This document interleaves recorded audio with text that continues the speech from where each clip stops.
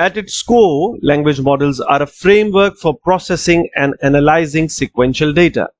The principles of language models extend far beyond languages themselves. Those principles are constituted by neural networks of deep learning. If you apply the principles of deep learning to any sequential data, you shall uncover the hidden patterns and relationships like you do in languages. But what might be sequential other than languages? Many music traditions follow structured patterns.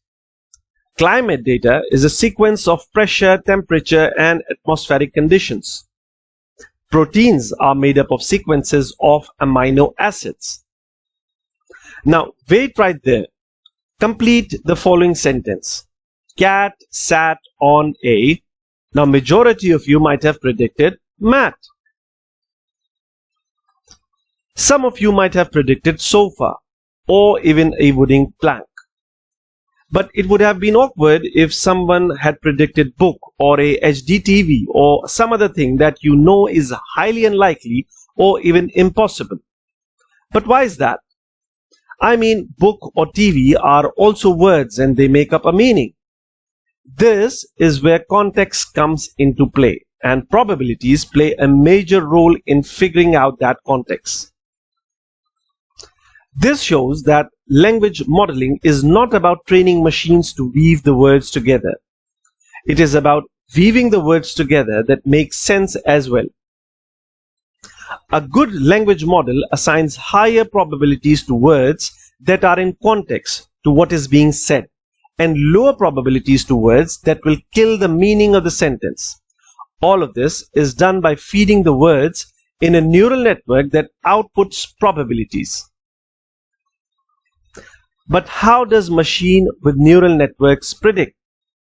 Because they are already consuming a lot of text data to figure out what comes next after a given word. But language models do not always choose the words with highest probabilities. That would make the model deterministic. We want the model to experiment once in a while to make it probabilistic in nature, so that machines may take corrections from humans when it makes an error. Always remember that the candidate word probability distribution should always sum to 100%. Also, a candidate word cannot have negative probability. Now let's have a look at the story from Python perspective and see things from machine perspective. So consider you are provided with a sentence to complete. Apple is a globally recognized dash. The first thing you will do is fill out candidate words in your head and in a Python list as well.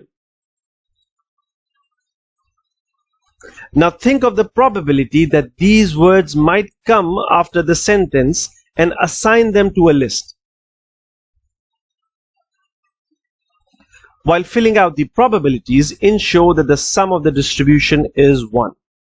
Now construct a variable chosen that stores an element from the list candidate randomly each time the code is run. And now you can see the results. Random selection is not actually random. That is, we don't know what the next selection would be, but we do know that the candidate word brand shall be selected 60 times if code cell runs for 100 times.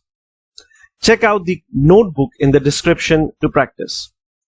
Now try to solve this question in your mind and type the answers in the comment section. The Oxford English Dictionary has entries for around 1 million words.